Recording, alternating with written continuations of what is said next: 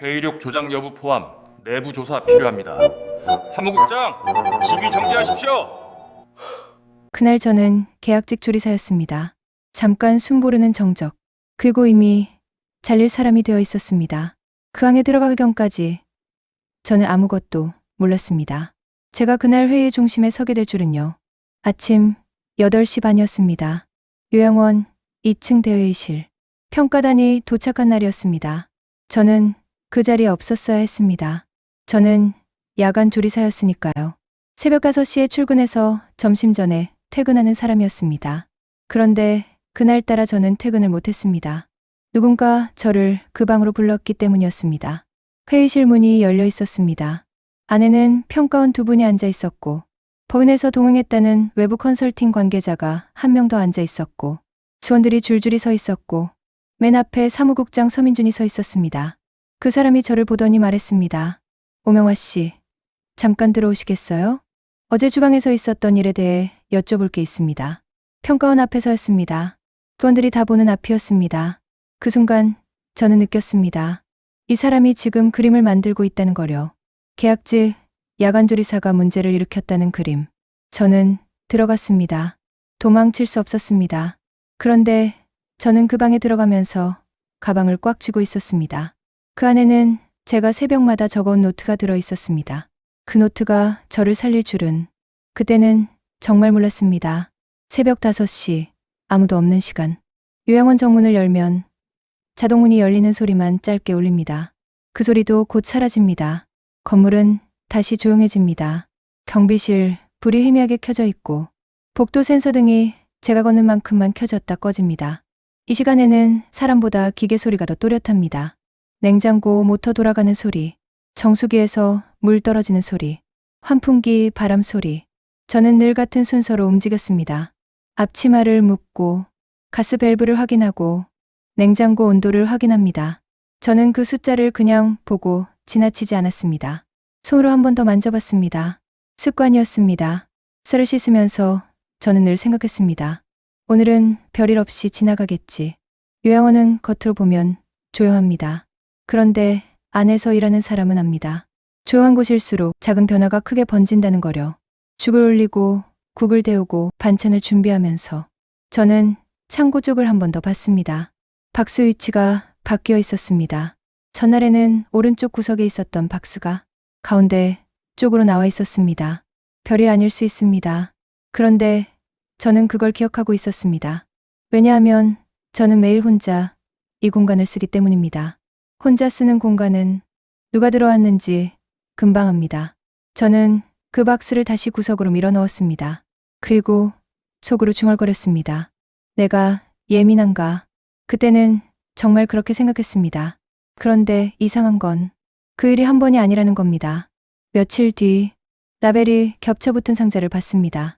위에 붙은 라벨 아래에 다른 라벨이 비쳐 보였습니다. 저는 잠깐 손을 멈췄습니다. 라벨을 떼어볼까 고민했습니다. 그러다 말았습니다. 괜히 건드렸다가 괜한 사람 되는 건 싫었습니다. 그때까지 저는 몰랐습니다.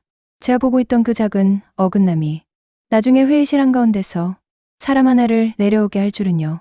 그 사람이 온 뒤로 서민준 사무국장이 처음 요양원에 왔을 때 사람들은 기대를 했습니다. 이곳은 오래된 요양원이었습니다. 건물도 낡았고 시스템도 오래된 방식이었습니다. 그래서 새로운 사람이 온다는 말에 직원들이 조금 들떠 있었습니다. 이번엔 좀 바뀌겠지. 가우 팀장도 그렇게 말했습니다.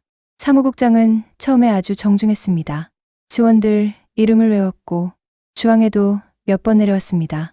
조리실이 제일 중요합니다. 그렇게 말했습니다. 그 말이 틀린 건 아니었습니다. 요양원에서 식사는 큰 문제였습니다. 그래서 저는 그 사람을 나쁘게 보지 않았습니다. 그때까지만 해도요. 처음 이상하다고 느낀 건 회의에서였습니다. 원장님은 원래 말이 많은 분이 아니었습니다. 회의에서도 짧게 말하고 끝내는 편이었습니다. 그런데 사무국장이 옆에서 말을 받아 정리하기 시작했습니다. 원장님 말씀은 이런 취지입니다. 처음엔 자연스러워 보였습니다. 회의를 정리하는 사람처럼 보였습니다. 건들도 고개를 끄덕였습니다. 그런데 몇 번 반복되자 조금 이상한 느낌이 들었습니다. 원장님이 말한 것과 정리된 말이 조금 달랐습니다. 아주 조금이었습니다. 그래서 아무도 크게 문제 삼지 않았습니다. 저도 마찬가지였습니다. 그런데 어느 날 간호팀장이 작은 목소리로 말했습니다. 명화 씨 조금 이상하지 않아요?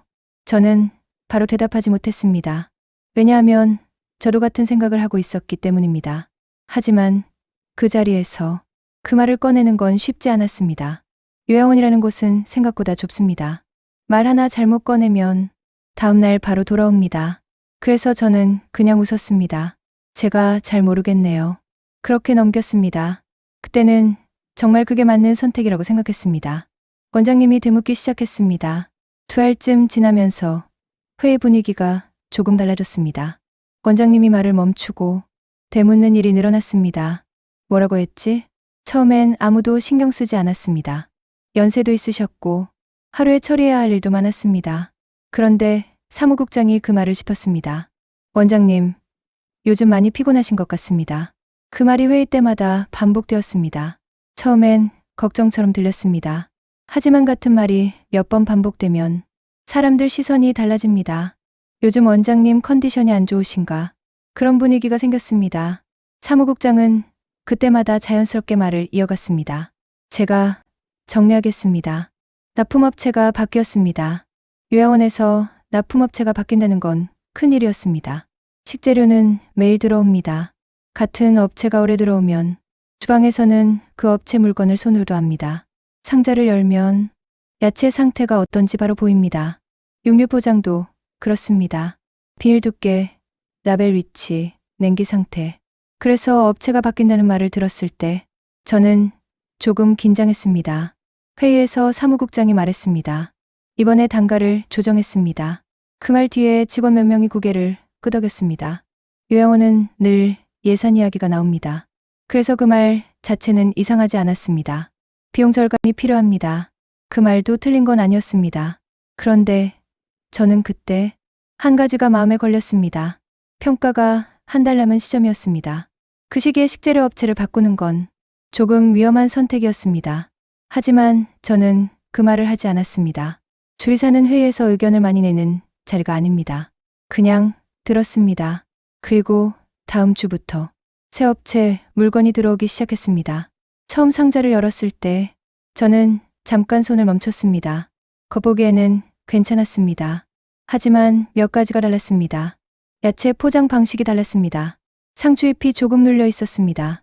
육류는 색이 조금 진했습니다. 아주 큰 문제는 아니었습니다. 그래서 저는 그냥 씻고 손질하고 조리를 했습니다. 그날은 아무 일도 없었습니다. 그래서 저는 또 생각했습니다. 내가 괜히 예민한가? 업체가 바뀌면요. 주방 사람들은 손이 먼저 합니다. 같은 상추여도 물기 잡는 방식이 다르고 같은 고기여도 냉기 빠지는 속도가 다릅니다. 그래서 저는 그때부터 괜히 더 조심하게 됐습니다. 기왕하다고 말할 수는 없었습니다. 확신도 없었고 무엇보다 말하는 순간부터 그 사람이 되는 걸 알고 있었습니다. 작은 차이. 그런데 며칠 지나자 작은 차이가 계속 보였습니다. 포장 아래 위치가 일정하지 않았습니다. 냉장 상태가 조금 들쑥날쑥했습니다. 어느 날은 괜찮았고 어느 날은 조금 미묘했습니다. 저는 그걸 보면서도 확신이 없었습니다. 왜냐하면 요양원 주방에서는 모든 걸 확실하게 말하기가 어렵습니다. 조금 애매하면 그냥 넘어가기도 합니다. 그런데 그날은 육류 냄새가 조금 달랐습니다. 그날은 제가 혼자만 예민한 줄 알았습니다. 그런데 배식화가 올라간 뒤 요양보호사 한 분이 주방 문을 살짝 열고 들어와 낮은 목소리로 말했습니다. 명화 씨, 오늘 고기 원래 이렇던가요? 저는 그 순간 속이 철렁 내려앉았습니다. 제가 느낀 게 착각이 아니었을 수도 있었습니다. 하지만 저는 그분에게도 말하지 않았습니다. 괜히 소문이 나면 마지막에 책임은 주방으로 떨어진다는 걸 알고 있었으니까요. 아주 약했습니다. 그래서 저는 한 번 더 씻었습니다. 그리고 더 오래 익혔습니다. 그날 아침 배식은 평소처럼 진행됐습니다. 어르신들이 식사를 하셨고 큰 문제는 없었습니다. 그래서 저는 그날도 넘겼습니다. 하지만 그 다음 날 간호팀에서 연락이 왔습니다.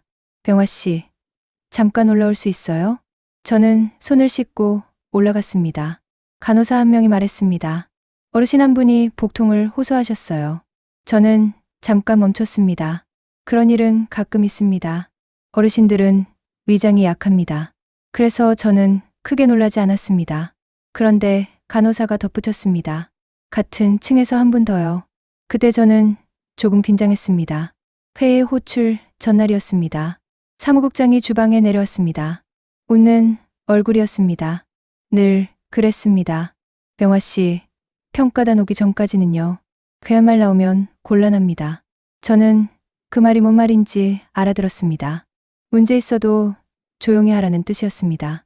그런데 이상하게요. 그날 사무국장은 냉장고 쪽을 한번 보고 창고 쪽을 한번 보고 제 얼굴을 한번 보고 그냥 올라갔습니다. 그때부터였던 것 같습니다. 저는 이 사람이 지금 뭘 준비하고 있다는 느낌이 몸에 붙어버렸습니다. 회의가 열렸습니다. 그날 갑자기 회의가 같았습니다. 저는 그때 주방에서 설거지를 하고 있었습니다. 전화가 왔습니다. 명화 씨, 잠깐 올라오세요. 사무국장이었습니다. 목소리가 차분했습니다. 그래서 더 불안했습니다. 회의실 문을 열었을 때 공기가 조금 무거웠습니다. 평가단이 이미 와 있었습니다. 직원 몇 명이 서 있었고 간호팀장도 있었습니다. 원장님은 말이 없었습니다. 사무국장이 먼저 말했습니다. 오늘 아침 복통 사례가 있었습니다. 그 말 뒤에 사람들 시선이 저에게 모였습니다. 그 순간 저는 알았습니다. 이 회의가 단순한 상황 보고 자리가 아니라는 거요. 사무국장이 말을 이어갔습니다. 조리 과정 점검이 필요합니다. 말투는 차분했습니다. 하지만 방향은 분명했습니다. 원인을 찾는 게 아니라 책임을 정하는 자리였습니다. 저는 아무 말도 하지 않았습니다. 아직은 말할 타이밍이 아니라고 생각했습니다. 그리고 사무국장이 아주 조용하게 한마디를 더 했습니다. 평가단 앞에서는요, 원인을 추정이 아니라 확인으로 보고해야 합니다. 저는 그 말이 무서웠습니다. 확인. 그건 이제부터 누군가를 범인으로 만들어야 한다는 말이니까요. 그 순간 사무국장이 평가원 쪽을 보면서 이렇게 덧붙였습니다. 조리 파트는 제가 따로 정리해두겠습니다. 저는 그 말이 정리가 아니라 정해두겠다로 들렸습니다. 이미 만들어진 그림. 회의는 조용히 진행됐습니다. 간호팀장이 상황을 설명했습니다. 복통 증상은 심하지 않습니다. 그 말이 나오자 저는 조금 안심했습니다. 그런데 사무국장이 다시 말했습니다. 그래도 원인을 확인해야 합니다. 그 말은 맞았습니다. 하지만 그 다음 말이 문제였습니다. 조리실 관리 문제 가능성이 있습니다. 그 말이 나오자 회의실 공기가 조금 달라졌습니다. 직원들이 서로 눈치를 봤습니다. 저는 그 장면을 보면서 속으로 생각했습니다. 이미 정해졌구나. 저는 가방을 들고 있었습니다. 그 안에는 제가 따로 적어둔 메모들이 있었습니다. 언제 납품업체가 바뀌었는지, 처음 이상한 식재료가 들어온 날, 그리고 3월 4일 새벽 사무국장이 원장님 진료실에 들어갔던 장면. 저는 가방을 꽉 쥐었습니다. 지금 꺼내면 이 회의는 조용히 끝나지 않을 겁니다. 그걸 알고 있었습니다. 그래서 저는 잠깐 망설였습니다. 그리고 그 순간 사무국장이 말했습니다. 명화 씨, 어제 조리 과정 설명해 주시겠습니까? 모든 시선이 다시 저에게 향했습니다. 저는 그때 결정을 했습니다.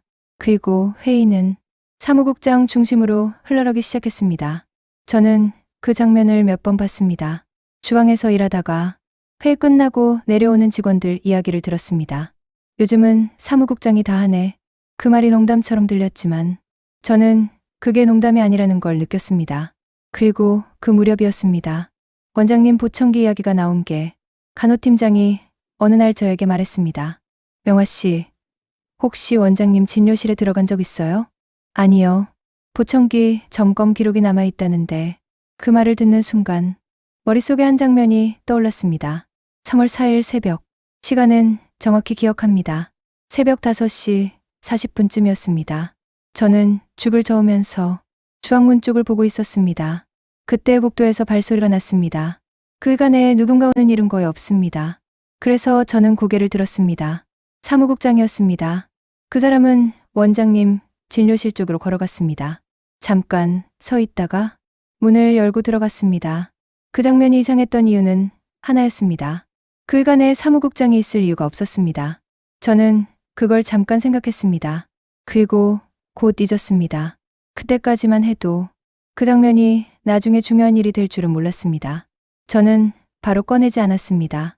종이를 꺼내는 순간 저는 다시는 이 요양원에서 편하게 일 못한다는 걸 알고 있었습니다. 그래서 먼저 물었습니다. 국장님, 한 가지만요. 사무국장이 미소를 유지한 채 고개를 끄덕였습니다. 저는 그 미소가 더 싫었습니다. 왜 하필 오늘이었습니까? 회의실 공기가 딱 멈췄습니다. 저는 그때 알았습니다. 이제 돌아갈 수 없다는 거요. 제가 본 것 하나 말씀드리겠습니다. 회의실 안이 조용했습니다. 사무국장이 다시 말했습니다. 명화 씨, 어제 조리 과정 설명해 주시겠습니까? 저는 잠깐 숨을 고르고 말을 시작했습니다. 어제는 평소와 같은 방식으로 조리했습니다. 사람들이 조용히 듣고 있었습니다. 저는 천천히 말했습니다. 식재료는 새로 들어온 업체 물건이었습니다. 사무국장이 바로 말을 받았습니다. 그건 이미 확인했습니다. 말을 끊는 타이밍이 아주 빨랐습니다. 그래서 저는 조금 멈췄다가 다시 말했습니다. 그래서 하나 여쭤봐도 되겠습니까? 회의실 시선이 저에게 모였습니다. 저는 가방을 열었습니다. 그리고 종이 몇 장을 꺼냈습니다. 그 날짜, 이 날짜입니다. 저는 종이를 테이블 위에 놓았습니다. 평가단 중 한 분이 몸을 조금 앞으로 숙였습니다. 납품업체 변경 승인 날짜입니다. 저는 종이를 한 장 더 펼쳤습니다. 그리고 이건 첫 납품 날짜입니다. 사무국장이 종이를 보다가 말했습니다. 그건 행정 자료입니다. 목소리가 조금 빨라졌습니다. 저는 고개를 끄덕였습니다. 맞습니다. 그리고 한 장을 더 꺼냈습니다. 그래서 하나 더 확인하고 싶었습니다. 회의실이 조용해졌습니다. 저는 마지막 종이를 펼쳤습니다. 이건 원장님 회의 발언 정리본입니다. 사무국장이 처음으로 말을 멈췄습니다. 원장님이 고개를 들었습니다. 평가단이 물었습니다. 원장님, 이 내용 동의하셨습니까? 회의실이 잠깐 조용해졌습니다. 원장님이 천천히 고개를 들었습니다. 그리고 말했습니다. 그런 말 한 적 없습니다. 그 순간 사람들 사이에서 작은 술렁임이 일어났습니다. 사무국장이 바로 말을 꺼냈습니다. 정리 과정에서 표현이 조금. 평가단이 말을 끊었습니다. 표현이 아니라 발언이 바뀌었습니다. 그 말이 회의실 공기를 갈랐습니다. 평가단이 사무국장을 바라봤습니다. 납품업체 변경 결제는 언제 진행됐습니까? 사무국장이 서류를 넘겼습니다. 이건 행정 절차. 원장 승인 확인은 어떻게 했습니까? 질문이 이어졌습니다. 사무국장 손이 서류 위에서 멈췄습니다. 직원들이 조용히 보고 있었습니다. 저도 그 자리에 서 있었습니다. 사무국장은 잠깐 말을 잇지 못했습니다. 그리고 그때 평가단이 말했습니다. 사무국장. 목소리는 차분했습니다. 하지만 단호했습니다. 회의록 조작 여부 포함해 내부 조사 필요합니다. 잠깐 정적이 흐른 뒤 말이 이어졌습니다. 직위 정지하십시오. 주방으로 돌아왔습니다. 회의실이 끝났을 때 저는 아무 말도 하지 않았습니다. 사람들이 조용히 흩어졌습니다. 저는 가방을 들고 계단을 내려왔습니다. 주방문을 열었습니다. 아직 냄비에 죽이 남아 있었습니다. 김이 천천히 올라오고 있었습니다. 저는 앞치마를 다시 묶었습니다. 그리고 국자를 들었습니다. 죽을 한번 저었습니다. 아무것도 달라진 것 같지 않았습니다. 주방도 그대로였고 냄비도 그대로였습니다. 하지만 하나는 달라졌습니다. 회의실에서 저를 바라보던 시선이 다른 쪽으로 옮겨갔다는 것. 저는 그걸로 충분했습니다. 그날 이후 요양원은 한동안 조용했습니다. 회의 이야기는 직원들 사이에서 몇 번 오갔지만 크게 떠들고 다니는 사람은 없었습니다. 그런 곳입니다. 요양원은 늘 조용합니다. 일 많지만 말은 많지 않습니다. 사무국장은 그날 이후 출근하지 않았습니다. 며칠 뒤 법인에서 사람들이 내려왔습니다. 서류를 확인하고 직원들을 한 명씩 불러 이야기를 들었습니다. 저도 불려갔습니다. 그날 상황을 다시 말씀해 주시겠습니까? 저는 제가 본 것만 말했습니다. 그 이상도 그 이하도 말하지 않았습니다. 원장님은 다시 회의에 나오기 시작했습니다. 전보다 말이 조금 더 느려졌지만 말은 분명했습니다. 어느 날 회의가 끝난 뒤 원장님이 저를 잠깐 부르셨습니다. 명화 씨, 저는 문 앞에서 멈췄습니다. 원장님이 조용히 말했습니다. 그날 고맙습니다. 저는 아무 말도 하지 못했습니다. 그 말이 생각보다 무거웠기 때문입니다. 저는 여전히 같은 시간에 출근합니다. 새벽 5시. 같은 주방문을 열고 같은 냄비를 올립니다. 어르신들 죽을 저으면서 가끔 그날 회의실을 떠올립니다. 제가 그날 가방을 열지 않았다면 어떻게 됐을까? 가끔 그런 생각을 합니다. 사람들은 말합니다. 조용한 사람은 아무 일도 하지 않는 사람이라고. 하지만 저는 압니다. 조용한 사람도 어느 순간에는 말을 해야 한다는 거요. 그날 저는 그 순간이었습니다. 그냥 고개를 숙이고 아무 말도 하지 않았다면 아마 모든 일은 저 잘못이 되었을 겁니다. 여러분이라면 어떻게 하셨을까요? 그 자리에서 일 그냥 조용히 나눠갔을까요? 이저처럼 그 자리에서 말을 꺼냈을까요? 숫자 댓글로 여러분 생각도 남겨주세요. 공감되신다면 좋아요와 구독으로 힘이 되어주세요.